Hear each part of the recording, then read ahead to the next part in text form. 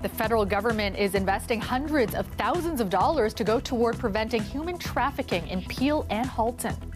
This work is so needed if we are going to get to end human trafficking. The facts and common misunderstandings about human trafficking in our communities and how the funding will be spent. Plus, the lethal dose in humans can be as little as 2 milligrams, which is a very small amount. New details about the case of suspected food poisoning at a Markham restaurant that health officials now say left 12 people seriously ill. What is believed to be the cause? And should offer refunds to fans who don't feel good about going to see them play. But the show goes on for Arcade Fire despite fans demanding refunds and radio stations pulling their music in light of the latest sexual misconduct allegations against frontman Win Butler. Good evening. I'm Kelda Yoon. Canada's Public Safety Minister Marco Mendicino was in Mississauga today, announcing new federal funding to combat human trafficking in Peel and Halton regions. Now, the money will go toward prevention through education, something advocates say is greatly needed. Tyler Cheese has the story. This Halton home was the scene of a major investigation just a few years ago. A 58-year-old man was arrested on human trafficking charges here in 2019. Now, a local advocacy group is getting some additional help in its fight against this type of crime. The Government of Canada is committed to preventing these tragedies from occurring in the first instance and to bringing perpetrators of this terrible crime to justice. Mendicino announced $273,000 in federal funding towards the Elizabeth Fry Society of Halton and Peel, a non-profit that works to empower vulnerable women. The money will help raise youth awareness about grooming and recruitment tactics used by human traffickers. Imagine, just by being born a girl, we are at risk. And we know that the funding that we are getting today will go a long way in eliminating and changing that status quo. Experts say young people are particularly susceptible to traffickers because they don't always recognize the signs, especially online. We really do have to kind of emphasize, especially to youth right now, because this is what we're seeing and who we're seeing really being targeted, that we start to have more discussions around what healthy boundaries and healthy accounts look like online. The funding announcement has prompted renewed calls to educate the general public on the truths of human trafficking in this country. Canadians have no idea about the realities of what it really looks like on the ground. They think it involves shipping people across borders in shipping containers, handcuffed and forcibly confined. When in reality, it looks far more like intimate partner violence. That's why the government launched this recent campaign to better inform Canadians. In addition, a new anti-human trafficking exhibit is being showcased around the country, including at the CNE. It aims to help people understand what human trafficking looks like and what signs to watch out for. Tyler Cheese, CBC News, Toronto. $12 million worth of lethal drugs have been taken off the streets in Peel region through the Project Warrior investigation. I'm very pleased to announce that we have recovered over $12 million. That's 90 kilograms of a variety of drugs, particularly synthetic opiates. The drugs seized through Project Warrior pose a severe risk to the public, especially synthetic opiates, which require higher doses of naloxone to prevent a fatal overdose. The Specialized Enforcement Bureau began this investigation last year. They say the operation led them to an organized drug trafficking group with strong ties to Mississauga and Brampton. 4 men in their 30s from that group have been charged with possession for purposes of trafficking. The 90-plus kilos of drugs included almost 50 kilograms of synthetic opioids. Officials say there were 191 fatal overdoses in the Peel region last year, most due to opioid consumption.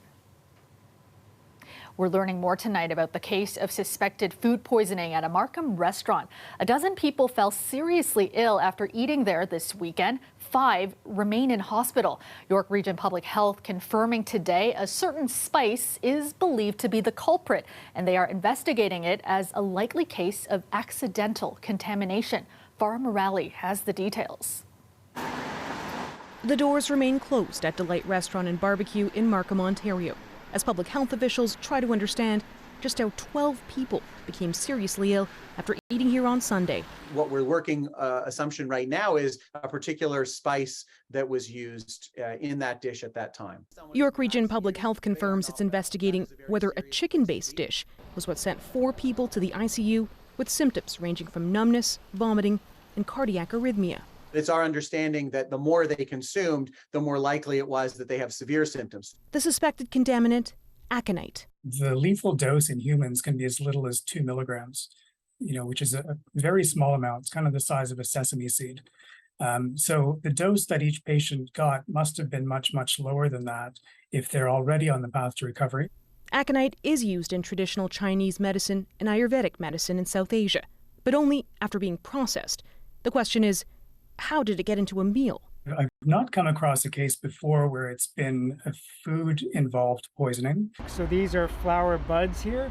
The news came as a surprise to Roger Geddick. He studied the plant which aconite comes from, also known as monkshood or wolfsbane.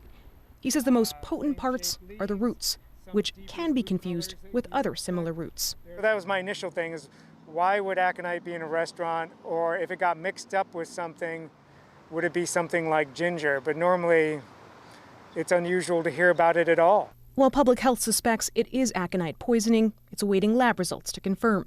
In the meantime, they're working with provincial and federal authorities to figure out whether any more of the suspected contaminated spice is out there. Farah Morali, CBC News, Toronto. Let's go to Kim McDonald now from the Weather Network with a first check on your forecast. And Kim, temperatures today pretty much on par with the average this time of year. Kelda, I like to take a look at where we're supposed to be. This is our almanac. Normal daytime highs, 24 degrees. We hit 26 today. We're expecting 26 tomorrow. We were 30 yesterday, which is no surprise. Temperatures have been very warm this August. 35 degrees Celsius was our high. We have to go back to 1953 for that one. And I want to show you this. Oh my, the sun is setting at 7:57 before 8 p.m. That's a real sign. Summer's winding down. Temperatures a little cooler through the overnight. We still have some passing showers as well. 16 degrees through the overnight hours, and then 17 to start the day. We'll see some showers around as well. And speaking of which, I just want to show you, normally we get about 81.1 millimeters of rain in the month of August. We've had 77 millimeters, but keep in mind that has happened only over a few days. It just takes one thunderstorm to bring a whole lot of rain. I'll have your forecast show you if there's any thunderstorms coming up. All right, thanks so much, Kim. Premier Doug Ford and Prime Minister Justin Trudeau met this afternoon at Queen's Park. It's Trudeau's first official visit to the provincial legislature since 2018. There was no specific announcement, but Premier Ford says the two had a positive discussion about health care. To put it into perspective, and I don't like getting into the political side, but I'm just going to tell you the facts. For 7 or 8 years, the previous government built 611 beds. We're building 58,000 homes, not literal homes, but rooms for people to go into. Ford and Trudeau discuss health care, long-term care, and the need to build more housing. Now, the meeting comes on the heels of the Premier's meeting with his Atlantic counterparts last week to discuss challenges related to the healthcare system. Federally, sources have confirmed to CBC News the Prime Minister will have a mini cabinet shuffle tomorrow. Well, during the pandemic, schools throughout Ontario were forced to close their doors. That meant many students didn't keep up with their vaccinations, particularly when it comes to 3 dangerous diseases. As Ali Chiasson reports, that has some health experts raising concerns. Kids and parents rely on schools for vaccine access. When the school program stops, it really is a hazard in terms of uptake of vaccine. That confirmed by a new survey from the University of Toronto and vaccine advocacy group called 19-0. Asked whether their children missed their school-given HPV, hepatitis, or meningococcal vaccines since the pandemic started, just over half of them said they got them elsewhere. But the rest said they weren't sure, or yes, their child definitely missed those vaccines. Ontario closed more schools for a longer time than any other province. And in terms of the school programs for immunization, Ontario is the most behind of other provinces. Public Health Ontario data shows that less than 1% of grade 7 kids during the pandemic were up to date on their HPV shots. And in that same 2020-2021 school year, only 17% of those kids got their hepatitis B and meningococcal vaccines. We're not going to see the repercussions of this for years to come. This family doctor says this needs to be addressed ASAP. Just last week, Toronto already saw a small outbreak of meningococcal disease in 3 people turn deadly. So when it comes to that vaccine, Got to get that number a lot higher than it is in order to keep our kids safe. So I was like, oh, I got to get on that. after the last chaotic 2.5 years of pandemic parenting, Romana Siddiqui decided today was the day to get her kids caught up. So all 3 of your kids will be caught up on their vaccines come September. Do you feel relieved? I'm glad that I'm getting this done before school starts, because again, with the hecticness of back to school, it's a very easy thing to slip through the cracks.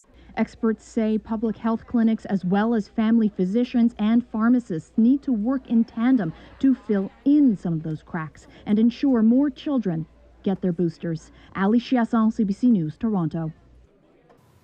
The Black Legal Action Centre launched a new program today aimed at helping Black families navigate legal issues in Ontario schools.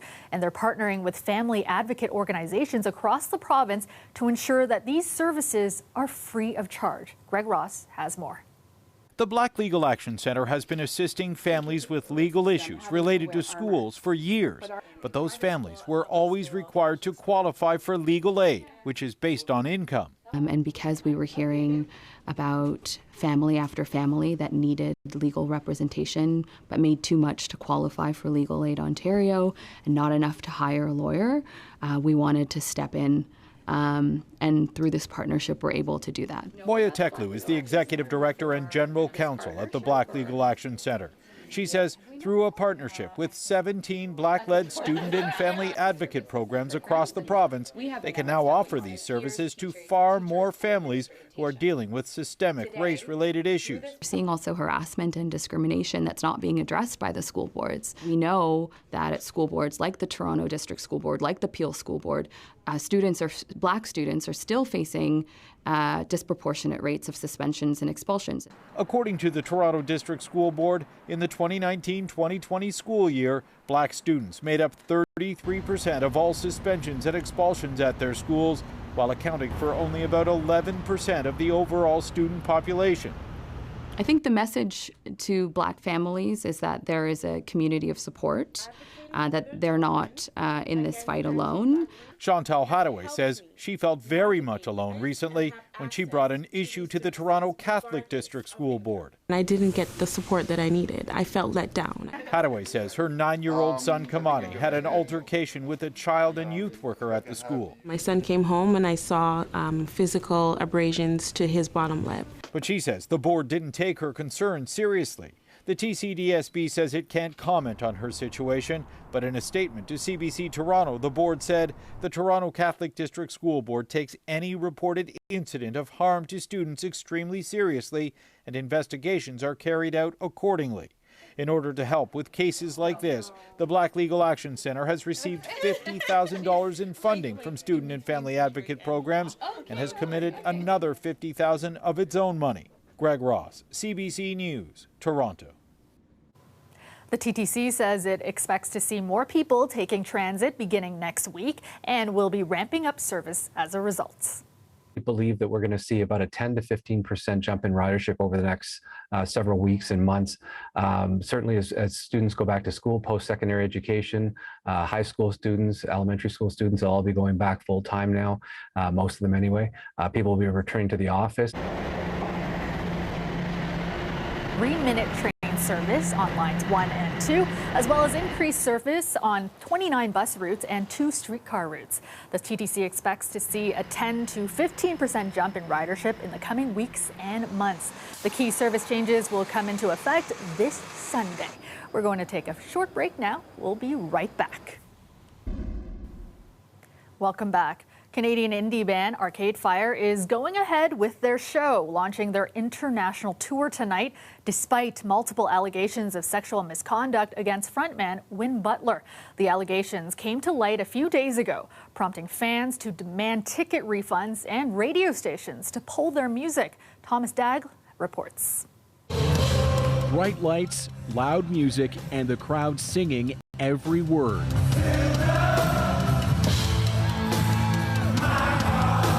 Facing calls to cancel their tour, Arcade Fire instead put on their concert in Dublin as planned, even as some fans stayed home. I want to go see them. I do, but I can't justify it. Kate McCreesh and her husband James have gone to see the band 9 times, from Atlanta to Edinburgh. Now for this show, they're demanding a refund. It is not right at all. So I'm not going to support him. Over the weekend, music website Pitchfork published accounts from former fans detailing alleged sexual misconduct by frontman Win Butler. He told the website the encounters were consensual, but added, "I am very sorry to anyone who I have hurt with my behavior." They should offer refunds to fans who don't feel like good about going to see them play. Just weeks ago at the Osheaga Festival, Arcade Fire reigned as Montreal royalty, a band that for years fostered an image as a family, with Butler and his wife Régine Chassagne together the face of Arcade Fire, racking up Junos, a Grammy, and fans worldwide. Band members even sometimes dancing in disguise amid their crowd. In a way, it feels like we were closer to our audience than we have been before. Now, though, Indie 88 in Toronto and CBC Music across Canada are among the radio stations pulling Arcade Fire's songs from regular rotation, and some in the U.S. are doing the same. Almost all of the stations that I looked at that routinely played them dropped Arcade Fire by sometime probably on Monday. The band is scheduled to come play shows here in Canada at the end of the year to cap off their international tour. As it stands, no one is getting a refund. Thomas Dagg, CBC News, Toronto.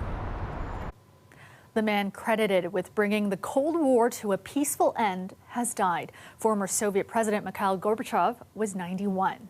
He led the Soviet Union first as the head of the Communist Party and then as president from 1985 to 1991. He worked to implement social democratic reforms and also engaged with the United States to limit nuclear weapons, significantly reducing Cold War tensions. It won him the Nobel Peace Prize for those efforts in 1990. The Soviet leader oversaw the collapse of the Iron Curtain and the fall of the Berlin Wall, which led to the reunification of Germany. He had worked to keep the Soviet Union intact, but it dissolved after an unsuccessful coup in 1991, and he resigned. Gorbachev continued to campaign for social democratic reforms in Russia after he left the government. The United Nations is making an international appeal to help millions of people in Pakistan displaced by record-breaking floods. With the government of Pakistan, the United Nations is today launching a $160 million plan to respond to the devastating floods in Pakistan, the worst in decades. The UN hopes to raise money to provide food, water, sanitation, and other emergency support. The floods triggered by this year's unprecedented monsoon rains have killed more than 1,100 people. About 33 million people have been affected. The UN chief sees the widespread destruction in Pakistan as a wake-up call and is urging all countries to step up and take action to deal with climate change. A live look now at the Toronto skyline, mostly clear tonight, staying that way overnight and making way for a very sunny day tomorrow. Currently, it is 22 degrees in the city. Now let's go back to Kim McDonald now from the Weather Network. And Kim, today, not as hot as it was yesterday, but still quite humid seems to be the theme of the month.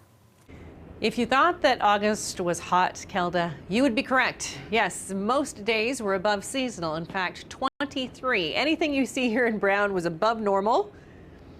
In the black, I believe that is, temperatures were seasonal, and then in the light blue, below seasonal. One day below seasonal, but we could see a couple more coming up. So what's going on? We had this cold front move through, It brought thunderstorms on Monday night. It brought a few more storms on Tuesday. And because a trough is coming in behind it, it's going to bring a few more thunderstorms on Wednesday. So we're just in this unstable air mass for one more day, and then things are going to improve. So that's good news. It was very hot on Monday. I don't need to tell most people this. It was 30 degrees, and then it felt a lot hotter with the humidity. So the cold front has done its job clearing out the air. But again, with this trough coming in behind it, we're looking at the possibility of pop-up thunderstorms. Now, most of the day should be dry. Don't cancel any plans. There's our risk map showing, okay, scattered thunderstorms, mainly non-severe. You do have to be careful for the wind, however. If your garbage day is on Thursday, put that stuff out on Thursday morning, because Wednesday evening, we're talking about 40, 50 kilometer per hour winds.